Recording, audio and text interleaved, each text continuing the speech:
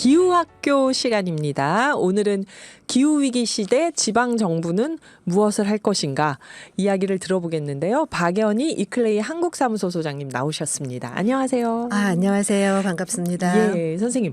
이클레이 한국사무소 그러니까 여기 한국 말고 딴 데도 많이 있구나 싶어요. 국제기구. 그렇습니다. 예. 이클레이 그러면은 이클레이는 뭐지? 그쵸, 한국말은 아니네 이렇게 그쵸. 생각하시죠. 네. 그래서 이클레이는 단체예요. 국제적인 단체이고요. 네. 단체이니까 회원이 있겠죠. 회원국들? 그쵸. 회원이 있는데 누가 회원이냐 하면 지방자치단체가 회원으로 가입하는 국제기구예요. 그럼 회원국이 아니라 회원시도. 회원 그렇죠. 우리는 시군구. 지방자치단체를 광역도 있고 기초도 있고 층위가 네네. 다르잖아요. 그래서 저희는 그걸 지방정부라고 부릅니다. 네. 그래서 지방정부가 가입한 세계의 네트워크 기구이고요. 어떤 그러면 지방정부가 회원으로 가입하냐 하면 네. 특별히 지속가능 발전 그리고 지속가능성 이슈가 대단히 중요하다고 생각하는 지방정부들이 가입하는 전 세계의 지방정부 네트워크다. 네. 이렇게 보시면 됩니다. 딱 들으면서 궁금한 게 그럼 우리나라에는 누구누구가 들어갔을까? 안양시 들어갔나요? 그럼요. 네. 엊그저께 저희 기후 콘서트 했거든요. 그러셨군요. 그래서 예. 전 세계적으로는 2,500여 지방정부가 회원으로 참여하고 있고요. 2,500여. 2,500여 개. 그리고 우리나라에는 광역과 기초를 모두 포함해서 56곳이 회원으로 참여하고 있어요. 56곳이요. 예. 경기도는 당연히 들어갔고. 그렇습니다. 여기 OBS 방송국을 중심으로 보면 경기도, 인천광역시, 서울특별시가 다 네. 회원이고요. 경기도 31개 시군 중에서도 13곳 기초지방정부는 이클레이 회원지방정부입니다. 13곳이요. 네. 그렇구나. 수원도 들어가 있어요. 그렇습니다. 네. 그렇군요. 근데 저희가 지난달에 광명시장님, 이번 달에 안양시장님에서 모시고 얘기를 들어봤는데 그 기후위기 대응에 대해서 근데 좀 그런 생각이 마음속에 드는 게 그런 정책들 다 좋고 열심히 하시는 것도 다 좋은데 고맙고 그런데 이게 기후위기가 너무 전 지구적으로 어마어마한 일이니까 이게 지방정부에서 이렇게 대응해서 얼마나 효과가 있을까 이 제대로 대응을 우리가 하고 있는 걸까 이런 의구심이 마음속에 요만큼씩 있거든요. 그러셨군요. 네네. 우리가 기후위기 그러면은 전 세계가 함께해야 되는 과제 이렇게 생각하시잖아요. 네. 이제 이렇게 전 세계에 있는 모든 나라가 기후 위기에 대응하는 일이 중요하다고 생각해서 다 같이 열심히 하자 이렇게 뜻을 모으고 정책으로 처음 체결한 게 바로 기후변화 협약이잖아요. 네네. 그 기후변화 협약이 1992년에 채택했거든요. 1992년. 30년이 훌쩍 넘었습니다. 네, 그렇네요. 근데 지난 30년이 오는 동안 그렇게 예. 약속해놓고 우리가 뭘 했나. 이게 지금 이 뼈아픈 반성이잖아요. 네. 그래서 지난 30년 동안 여러 가지의 반성이 있는데 그중에 제일 중요한 반성의 하나는 유엔은 국가들이 회원으로 가입하는 국제기구잖아요. 네네. 그래서 이제 국가들이 내가 무엇을 책임 있게 하겠다 이렇게 약속을 하는데 그럼 그 국가가 자기의 개별 국가로 돌아왔을 때 각각의 국가는 누구랑 무엇을 해야 됩니까? 그렇죠. 그래서 여기서 지방정부 역할이 있구나. 그렇습니다. 그래서 유엔에서는 국가가 그런 국제적인 약속을 했을 때 국가는 각 국가로 돌아갔을 때 국가를 구성하고 있는 다양한 이해 당사자들 간의 유기적 협력이 꼭 필요하다는 걸 늘 강조하고 있어요. 네. 근데 그중에 한 그룹, 그중에 특별히 지방정부는 생각해 보시면 지방정부도 국가와 같은 정부잖아요. 네. 그러나 유엔에서는 의결권이나 선거권이나 이런 게 없거든요. 네네. 유엔이 보기에는 지방정부가 직접적 지위가 없지만 그렇죠. 국가가 유엔을 통해서 국제적 약속을 하고 돌아와서 그러면 이게 우리나라에서 해야지 했을 때 실행하는 1차적 주체는 그렇죠. 지방정부가 뗄래야 되는 뗄 수 아. 없는 협력적 관계를 누구랑 형성할 거냐고 하는 겁니다. 지방정부죠, 거기에 바로 결국. 지방정부가 네. 있는 거죠. 그래서 이클레이는 지방정부가 회원인 만큼 지방정부가 도대체 누구냐 이렇게 설명할 때 똑같이 정부이긴 하지만 국가와는 다르죠. 네. 그래서 어떤 측면이 다르냐 하면 국가보다는 훨씬 더 시민과 가까이에 있는 정부인 거죠. 네. 그렇기 때문에 기후위기라고 하는 거는 여러 가지의 부문에 해야 될 게 있지만 국가가 뜻을 세웠을 때 그걸 실질적으로 지방정부와 유기적 협력을 하지 않고는 잘 안 된다고 하는 게 지난 그렇네요. 30년간의 교훈이에요. 그래서 그렇네요. 지난해에 개최된 1년에 한 번씩 하는 기후변화협약 당사국 총회에서도 지방정부가 기후위기에 대응하도록 하기 위해서 책임 있는 행동을 해야 된 중요한 주체다. 이렇게 국가들이 잘 열심히 안 하는 데들이 너무 많으니까 그걸 결과문서에 딱 명시하고 지방정부의 역할이 중요하다는 걸 네. 강조하고 있습니다. 와, 그렇게 되면 기후협약에서 지방정부의 역할이 그렇게 커지면 다음번 지방선거에서 이 엄청난 기후위기 대응을 각 후보들은 어떻게 할 것인가 하는 게 중요한 정책 이슈겠네요. 그렇죠. 아. 거기에 바로 저는 이제 시민들의 역할이 있으신 네, 거죠. 네. 우리 시민들이 다 투표를 뽑잖아요. 이 시대는 뭐 여러 가지로 설명하지만 기후 위기의 시대라고 하는 건 우리가 다 공감하고 네, 있는 네. 거잖아요.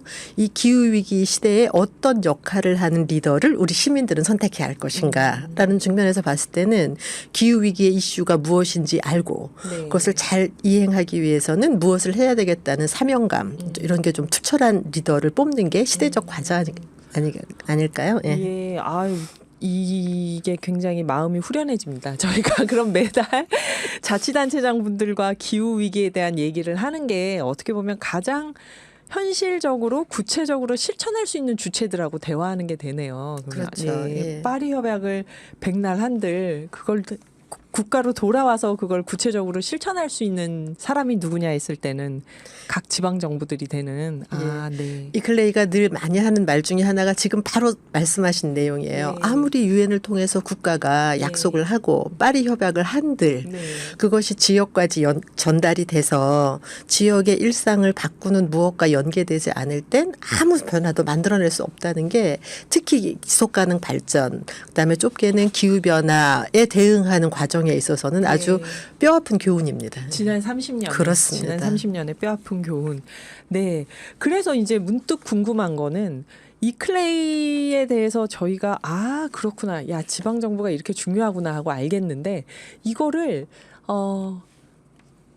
정말 이거는 효과적이었어. 잘 대응했어 하는 대표적인 사례가 혹시 그런 사례는 너무나 많죠. 너무나 근데 그 사례를 하기 전에 저는 네. 조금 같이 공유하고 싶은 게 네네. 이게 이제 기후 위기가 글로벌 이슈 이렇게 얘기하잖아요. 글로벌 이슈라고 하는 거는 멀리 있는 국제적 이슈일까요? 아닌 거죠.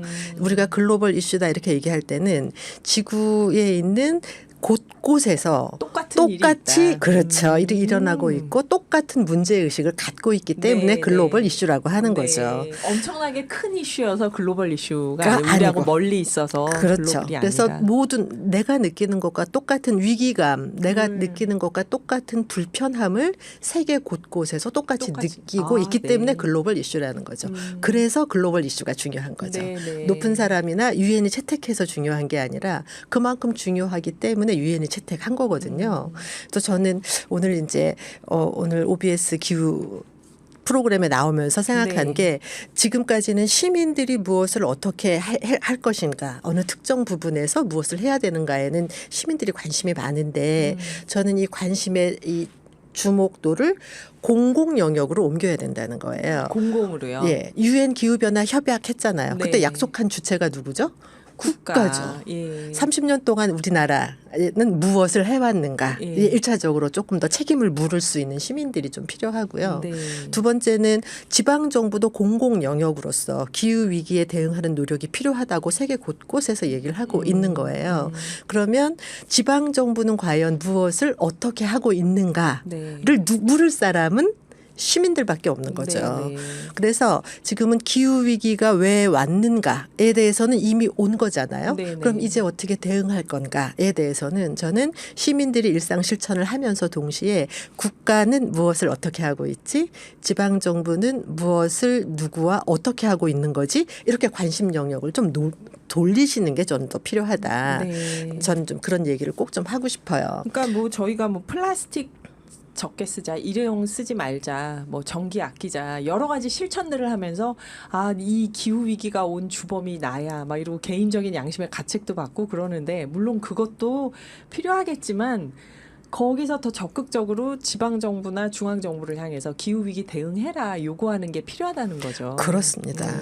그래서 여러분 우리 기후 그럼 우리 국가는 뭘 하고 있나? 그다음에 지금 이제 국제 정책상에서 기후 위기에 대응하는 목표는 네. 2050년까지 탄소 중립하자 이렇게 되어 있는 거잖아요. 네, 네. 우리나라도 기후 위기에 대응하기 위한 법도 만들면서 2050까지 탄소 중립을 하겠다 이렇게 약속을 했어요. 네. 이제 그게 우리 사회의 목표인 거죠. 그럼 지방 정부들은 어떤가? 우리나라의 모든 광역과 기초를 포함한 모든 지방 정부는 벌써 2년 전에 2050까지 탄소 중립을 하겠다 이렇게 약속을 다 하면서 했어요. 네. 굉장히 큰 박수를 받았습니다. 네, 네. 그래서 이게 기후 위기가 글로벌 이슈다 보니 지방 정부들이 무엇을 하는지도 국제사회에서 굉장히 관심 있게 보거든요. 네. 그래서 이제 우리나라도 파리 협약이 약속한 것을 국가도 약속하고 지방 정부 약속도 약속을 했기 때문에 너무너무 다행이다. 그리고 안심하고 이제부터는 어떻게 해야지? 그리고 다른 나라를 돌아봤더니 네. 많은 나라들이 2050년이 되기 이전에 이미 탄소 중립을 하겠다고 선언한 나라들이 많이 있습니다. 그러니까 이게 시험 공부할 때 기말고사 때 100점 받자 하면은 3월, 4월, 5월은 놀잖아요. 그게 아닌 3월부터 거죠. 얼마 이렇게 목표를 세워야 되는데. 맞습니다. 예. 다시 이 클레이로 돌아오면 도시들도 2050까지 탄소 중립을 하겠다 우리나라 했는데 저도 네. 그러면 이제부터 어떻게 해야 되지? 그리고 돌아봤더니 지난해 벌써 유럽에는 네. 유럽연합은 유럽 지역에는 18개 이상의 국가들이 합해서 같이 협력을 하고 있잖아요. 네네. 유럽연합이 특별한 프로젝트를 출범했는데 그 프로젝트의 이름이 뭐냐 하면 2030까지 탄소 중립을 실현하는 100개의 도시 시범사업. 이런 걸 출범한 거예요. 2030 100개 시범 네. 그러면 우리나라는 2050까지 해야 되고 이것도 엄청 어렵다고 하는데 이미 2030 이런 목표들을 하고 있는 거죠.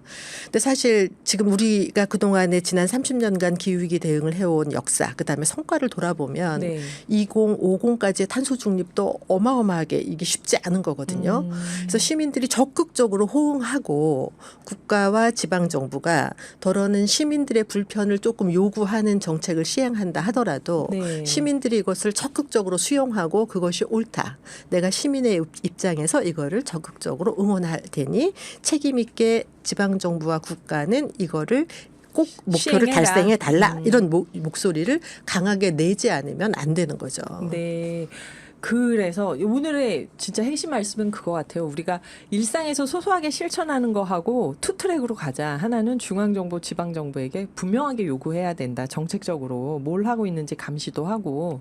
그런데 역시 저의 궁금증은 그래서 그걸 잘 하고 있는 그러면 해외 사례를 빼고 국내에서 생각하실 때 네. 이게 좀 모범적으로 잘 되고 있다고 생각되는 자치단체가 있을까요? 우리나라는 이제 기후 중립 2050 목표를 얘기하고 이제 그 기후 위기에 시작을 해서 이행한 지 이제 2년밖에 안 됐어요. 2년이요. 네. 이 기후 위기에 대응한다고 하는 거는 뭐 1년 2년의 성과가 가시적으로 나올 수 있는 정책적인 게 아니죠. 나올 수 있는 게 네. 아니거든요. 그러나 앞서 출연하셨던 우리 광명시의 네. 광명시나 안양시 같은 경우는 우리나라의 기초지방정부 중에서도 기후 위기 대응을 적극적으로 열심히 하겠다고 대단히 선도적인 모습을 보여주고 계시는 곳들이에요. 그렇군요. 예. 그래서 저는 이제 이런 우리의 지방 정부 예를 들면 광명시 같은 경우는 혹시 나오셔서 기후 의병 이런 네, 얘기 하셨나요? 기후위병 말씀 많이 그 뭐냐 하셨어요. 하면 이제 두 분 다 이클레이의 시장이시고 특히 네. 광명시의 박송원 시장님은 이클레이의 기후 위기 대응과 관련 이슈를 대표하는 집행위원이시기도 하세요. 그러세요? 이제 그 시장님이 기후 의병을 하시는 속뜻은 그분은 시장으로 역할을 하시다 보니까 이게 시민들의 전폭적인 지지와 지원 없이는 안 된다고 되죠. 하는 네, 것을 네. 절감하셨기 때문에 그런 접근을 하시는 거죠. 네. 그래서 그분들은 기후 의병이 돼서 아파트 단지나 주택 단지에서 에너지 사용량을 모니터링해서 더 줄일 수 있는 방안 이런 거를 제안하고 네. 이제 계속적으로 시민들과 공유하는 일을 하지만 네. 아마도 광명 시장님은 그런 시민들의 기후 의병대 활동을 토대로 보다 혁신적인 에너지 전환 그리고 보다 혁신적인 기후 위기에 대응하는 시책들을 시리즈로 준비하고 계실 거예요. 그런 시민들의 도움을 통해서 그거를 이루려고 하는 행보를 본격화하신 거죠. 그래서 저도 또 하나 이제 주목해서 봐주시기를 요청하는 것은 최근에 경기도가 탄소 중 RE100, 100% 재생에너지 비전 이런 거 선포했잖아요. 네네, 아리백 선언. 아리백 비전 선언했는데 이 비전 선언을 보고요. 전문가들도 다 깜짝 놀랐어요. 너무 과격해서 이렇게까지 공격적인 시책을 하신단 네, 말이야. 적극적인. 그렇죠. 네. 근데 그런 게 필요한데 그동안에는 그렇게까지 공격적인 비전을 갖고 하겠다고 선언한 지방정부의 리더가 없었던 거죠. 근데 지금 위기의 속도를 보면 사실 네. 그 정도 속도로 해야 되는 거 아닌가요? 그렇죠. 그동안에 우리가 너무 안 한 거죠. 네네. 그러니까 지금 필요한 거는 지금 이 방송을 통해서 소개된 그런 사례들이 어떻게 과연 목표로 설정한 내용들을 성취하면서 어떻게 가고 있는가를 이 전폭적으로 도민, 시민, 국민들이 그거를 주목하고 보시면서 지속적으로 응원하고 격려하고 협력하겠다는 메시지를 좀 확산해 주시는 게 제일 큰 그 지방 정부들이 채택한 그리고 설정한 목표를 성취하는데 제일 큰 에너지원이 될 거라는 겁니다. 예, 오늘 이클레이 한국사무소 박연희 소장님 말씀 들으면서 여러분 뭔가 생각의 전환이 오지 않았나요? 지방정부의 역할이 이렇게 크구나. 그리고 우리가 시민의 실천도 중요하지만 중앙정부, 지방정부에게 요구해야 될 것들이 있다. 그리고 앞으로 이 기후 이슈가 얼마나 정치에서 중요해질까 여러 가지 생각을 하게 하는데요.